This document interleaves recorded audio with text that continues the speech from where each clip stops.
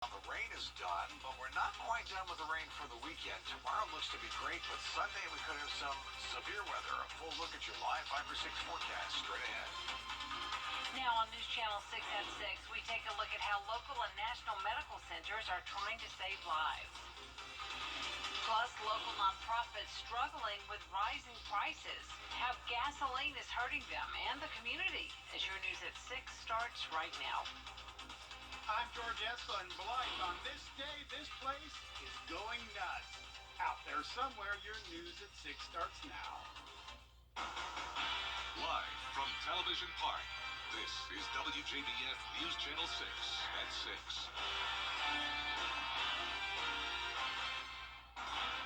Good evening, everyone. I'm Jenny Montgomery. Thanks so much for joining us tonight.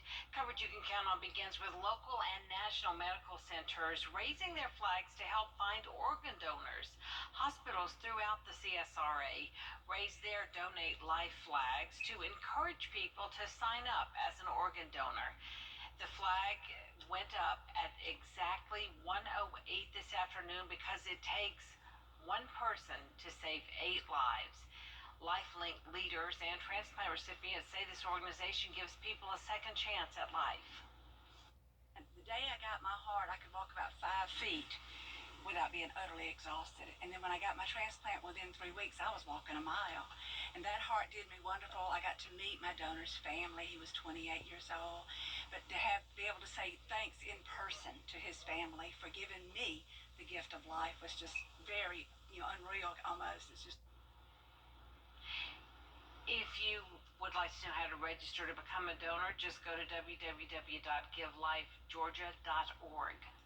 The South Carolina Food and Culture Festival is coming to Aiken this weekend. Aiken Bureau Chief Sean Cabbage-Dog joins us live now from Aiken with more. Hey there, Jenny. People from across the country and overseas are making their way to Newberry Street and Aiken. Newberry Street is filled with music, food, arts, and crafts. It's the first ever festival like this one in the city. Organizers say it's a way for people with different cultural experiences to come together while sharing a meal. From Alabama, we do a Southern Asian fusion, so we take familiar foods from Southern cuisine and we infuse it with foods that we love, which is like Asian food, so that's what we like. And back here live now, the fun will continue for about another hour until 7 o'clock. If you're not able to make it out here tonight, it'll be going on again tomorrow and Sunday from 11 until 7. For now, live in Aiken, I'm Aiken Bureau Chief Sean Cabbage-Dog, Wjbf News Channel 6. All right, Sean, thanks so much. Well, Chief Meteorologist Tim Miller is here now to let us know what the weekend's looking like. More rain or more sun, Tim? Yes, to all the above. And Sean looked like a movie star with those sunglasses out there, right? And the fact that he did, it was a good thing. That means that we're clearing the skies out. So this is the view that, sort of walk you through hour by hour what we can expect with your forecast, Jenny, in just a few minutes. All right, Tim, thanks so much. Local nonprofits are struggling with rising costs. They need help from the community now more than ever. Hannah Latier explains. Here at the Golden Harvest Warehouse, they're struggling to fill their shelves with food. Food has been a big issue here at the food bank. As you can see behind me, these shelves are empty. And I've been here at the food bank for 12 years now, and this is probably about as low as I've seen it. Part of this is because of a drop in donations. They're also getting less food from their suppliers. We're just not getting as much food as we normally get. I think what's happening is their budgets are getting hit by the price increases. Transportation and gas prices have also been an issue when it comes to the many counties they serve. The retail cost of gas is up almost $1 a gallon in the last year. So it's an incredible increase in our cost of doing business, of getting food out to people. Rise Augusta, a nonprofit that helps children and students in poverty, has taken a hit as well. School administration, teachers, parents are coming to us and saying, look, I can't afford this, my child needs new jeans or new shoes, and I just don't have the money for it. So we've been doing a lot more of that. They're in need of school supplies, clothes, and other necessities. we provide those things to children to help them stay in school so they can focus on school. But we've had a lot more requests than we normally have. To find out how you can feed the hungry and support families who are struggling with inflation, you can visit both nonprofits' websites. And all of this information will be linked to this story at wjbf.com.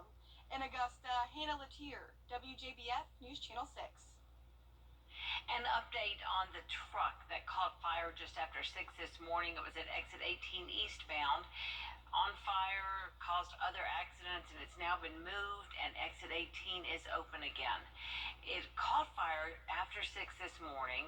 The tower of flames coming from that accident, you can see, caught the attention of other drivers, even caused 2 trucks to crash into each other. Crews were able to douse the flames with a foam agent after allowing the fire to burn for a while. The tanker has been removed and the exit is open again. Firefighters believe the fire started with the brakes. When your News at 6 returns, we'll take a look at South Carolina and legislation that's aiming to help bring teachers into schools, how that bill tries to bring outside professionals into education when we come back. First, though, a look at what you can expect on News Nation tonight. Wherever I go, I'm always keeping an eye on the power lines. In my home of Puerto Rico, Hurricane Maria showed us what can happen with a weak and outdated power grid. So I became an electrical engineer, and now I work for Georgia Power. We're investing in the latest secure technologies, and we're building the future of energy today. Our customers are counting on us for a modern and dependable power grid, and I'll be keeping an eye out to make sure they get it.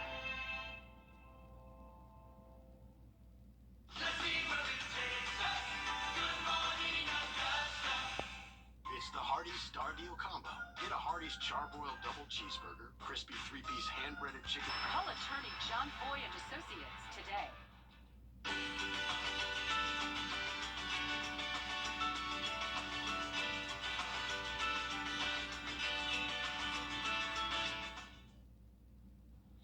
Now, register to win your umbrella at WJBF.com. Good for you, Haley. Coming up, a look at a huge sneaker convention happening this weekend and some of the vintage shoes that will be on display. Stay with us.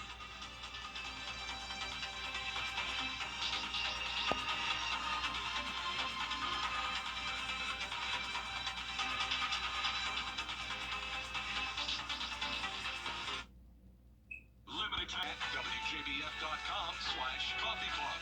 Brought to you by Waynesboro Chrysler Dodge Jeep brand. A huge sneaker convention is coming up this weekend in Ohio, and there are some pretty pricey sneakers that will be on display. Tino Bovinzi has the story. John Ray has been collecting shoes for 25 years. I started collecting a little at a time. The shoe that did it for me, a lot of people ask, is always the Jordan 11 Breads. I play in them. I love them. I'm a sucker for patent leather. That shiny patent leather just got me. And I've just been a collector ever since. He's the owner of Rock or Stock Shoes, an online store. Inside his storage unit, there are hundreds of pairs of original release Jordans, Kobe Bryant, and other Nike sneakers that are extremely hard to find. Whether the economy's bad or it's good or people think we're in a recession, the one thing that people weirdly and ironically spend money on is shoes. The shoe game seems to always pretty much be strong.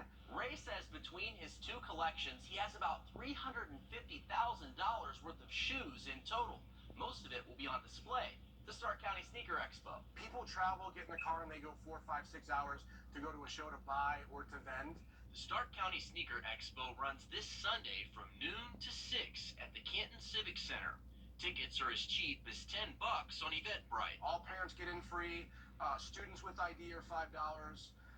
So you can get discounted there. We're going to have food, raffles, giveaways, prizes. It's going to be a lot of fun. Thousands of sneakers to choose from. Tons of vintage clothing. Ray says if you're looking for that unique pair of shoes or are a sneakerhead yourself, it's a great place to be. When you think you've seen every shoe possible, you run into something that you've never seen before at all, And that's the fun part of it. And we just enjoy doing it, and it's a passion of mine. And, we just want to carry that on and spread that. It is National Pecan Day, and we're going a little nuts in today's Out There Somewhere. Stay with us.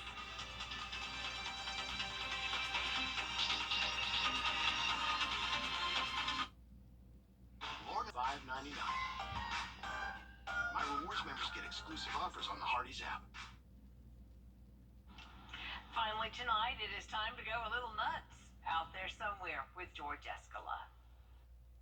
At this store in Blythe, they knew, of course. I did.